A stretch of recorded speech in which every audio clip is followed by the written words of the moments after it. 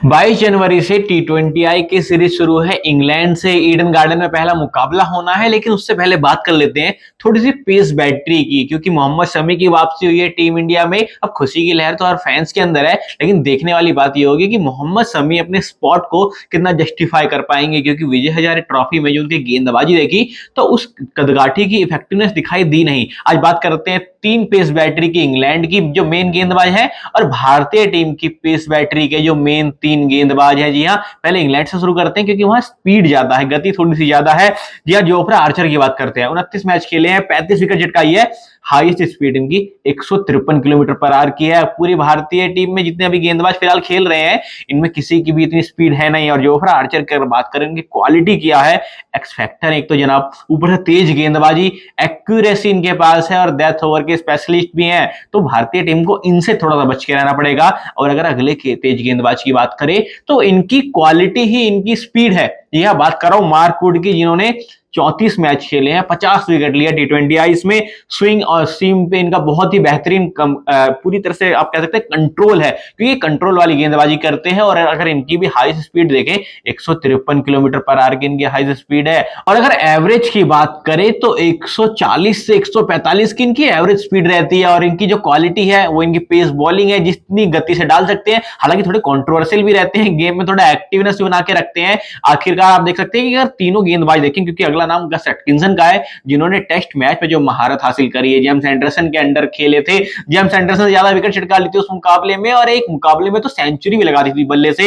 अब इन्होंने 3 ही मैच खेले हैं टी20आई के, जिसमें 6 विकेट छिटका चुके हैं। और इनकी अगर बात करें की क्वालिटी, तो इनकी स्पीड भी इनकी क्वालिटी है, इनकी कंट्रोल भी, और एक मैच्योरिटी लाता है इनकी गेंदबाजी में, क्योंकि एक इनकी एज जो है, एज का एक्सपीरियंस है, एक मैच्योरिटी से गेंदबाजी करते हैं और अच्छी डिलीवरी डालने पर सहयोग करते हैं। अगर आप तीनों पेस बैटरी की बात करें, जोफ्रा आर्चर हो, मार्क वुड हो या फिर गस एटकिंसन हो, तो तीनों में आप देखेंगे तीनों के पास अलग अलग फैक्टर हैं। अगर जोफ्रा आर्चर की बात करें, उनकी स्पीड, उनकी एक्यूरेसी, और अगर मार्क वुड की बात करें तो उनकी स्पीड तो माशाल्लाह है, क्योंकि जिस गति से डालते हैं, कई बार गेंदबाजों को खुद यकीन नहीं होता कि इतनी गति लगातार कैसे कोई गेंदबाज डाल सकता है। और गस एटकिंसन की बात करें, उनकी एक मैच्योरिटी, उनकी एक लेगेसी बनी है, क्योंकि उन्होंने जेम्स एंडरसन के अंडर रहकर जो गेंदबाजी करी है वो अपने आप में काबिल तारीफ। और थोड़ी सी बात भारतीय गेंदबाजी की भी कर लेते हैं। मोहम्मद शमी की वापसी हुई है, पहले मोहम्मद शमी से शुरुआत करते हैं। अब मोहम्मद शमी की क्वालिटी के बारे में उतना विस्तार से बताने की जरूरत है नहीं आपको, क्योंकि उनकी स्विंग, उनकी सीम और जो बीच बीच में उनको रिवर्स स्विंग मिलता है, ये उनकी क्वालिटी। अगर बात करें टी20आई के प्रदर्शन की,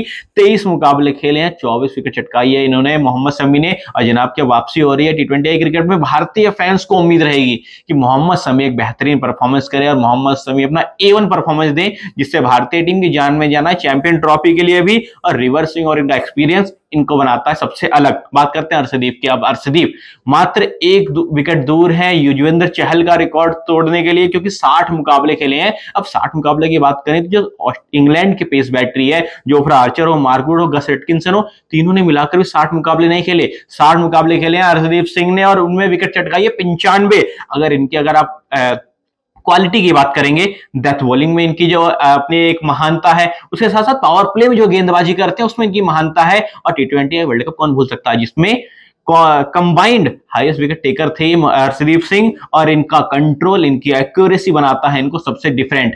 अब अगर सेगमेंट की बात हुई है तो भारतीय तीसरा एक गेंदबाज है, अब गेंदबाज कह सकते हैं आप उसको बल्लेबाज कह सकते हैं, आप उसको फिनिशर कह सकते हैं। जी हाँ, बात कर रहा हूं हार्दिक पांड्या की। अब एक बैलेंस देते हैं टीम को, अगर आप इन्हें बतौर बल्लेबाज खिलाएंगे, बतौर बल्लेबाज अच्छा परफॉर्मेंस करते हैं, बतौर गेंदबाज खिलाएंगे उसमें भी अच्छा परफॉर्मेंस करते हैं। 109 मुकाबले खेले हार्दिक पांड्या ने, 89 विकेट चटकाई है।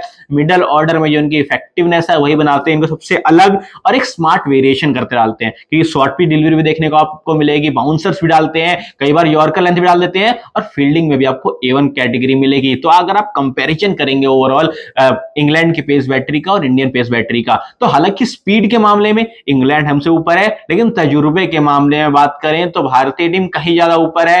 एक्यूरेसी कंट्रोल की बात करें तो वहां पर एक टफ चैलेंज दिखाई पड़ता है, क्योंकि इंग्लैंड की पेस बैटरी के पास भी अच्छा कंट्रोल है, अच्छी सी मूवमेंट है। और भारतीय टीम की बात करें तो अर्शदीप सिंह, जो कि उनकी क्वालिटी ही उनका कंट्रोल है, मोहम्मद शमी, जिनकी सीम मूवमेंट ही उनका जो मेन प्लस पॉइंट है वो उनको बनाता है। तो देखने वाली बात ये होगी इन 5 टी20 मैचों की सीरीज में कौन सा गेंदबाज चटकाता है सबसे ज्यादा विकेट। निगाहें समी पर होगी, आपकी हमारी, और निगाहें होंगी जोफ्रा आर्चर पे भी, क्योंकि एक लंबे समय के बाद उनको गेंदबाजी करते हुए दिखाई देखेंगे हम लोग भारतीय जमीन पर। आप दीजिए अपनी प्रेडिक्शन, आपको क्या लगता है इन 6 गेंदबाजों में से सबसे ज्यादा विकेट किस गेंदबाज को मिलने वाली है? मेरी प्रेडिक्शन यहाँ पर हार्दिक पांड्या के साथ है, क्योंकि जिस तरह के वो बल्लेबाज गेंदबाज ऑलराउंडर है, तो मैं तो सोच रहा हूँ हार्दिक पांड्या इस बार बाजी मार जाएंगे और हार्दिक पांड्या तोड़ेंगे युजवेंद्र चहल का सबसे ज्यादा विकेट लेने का रिकॉर्ड।